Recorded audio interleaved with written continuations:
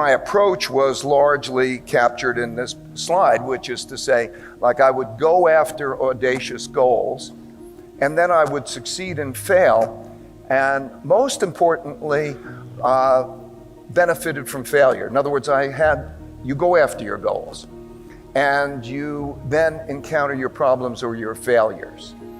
And how you're dealing with those problems is one of the most important things. I started to realize, for reasons you'll probably see as we go along, that pain plus reflection equals progress. In other words, that painful situation, if you can diagnose what produced that failure and then develop principles for dealing with it at a different time, in a different way, and then you take those principles and you improve, you learn, you change things, then you improve and you make go on to more audacious goals. And the way I look at life is pretty much like it's this looping process, this evolutionary looping process. That means you go after your audacious goals, you fail, you learn. Failure is an important part of that process. You learn principles, you keep improving. And so I think that I learned that there are only 5 things that you need to do to be successful. If you do these 5 things, you will be successful. And the first is to be clear on what your goals are. You have to know what you're going after.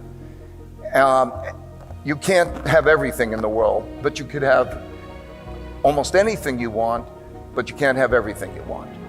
If you go after your goals and they're clear, you have to know your goals. And along the way, number 2 is you have to identify and not tolerate your problems. A lot of people tolerate problems. And then you have to diagnose those problems to get at the root cause of those problems.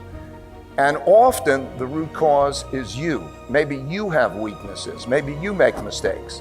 And with that, or maybe somebody else is making mistakes. We all have strengths and weaknesses.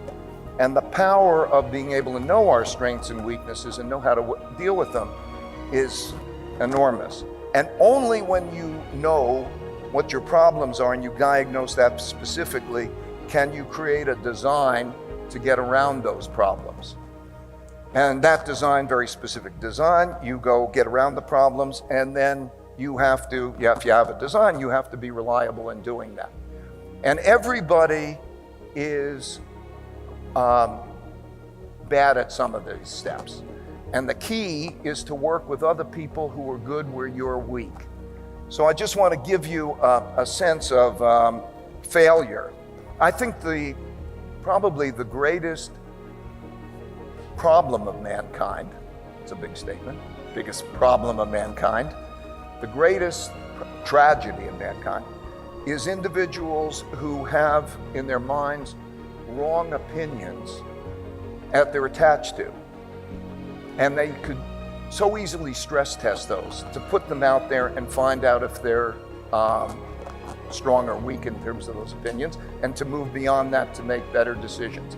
And it's a tragedy because it could be so easily dealt with. You can reduce the chances of being wrong by properly stress testing them.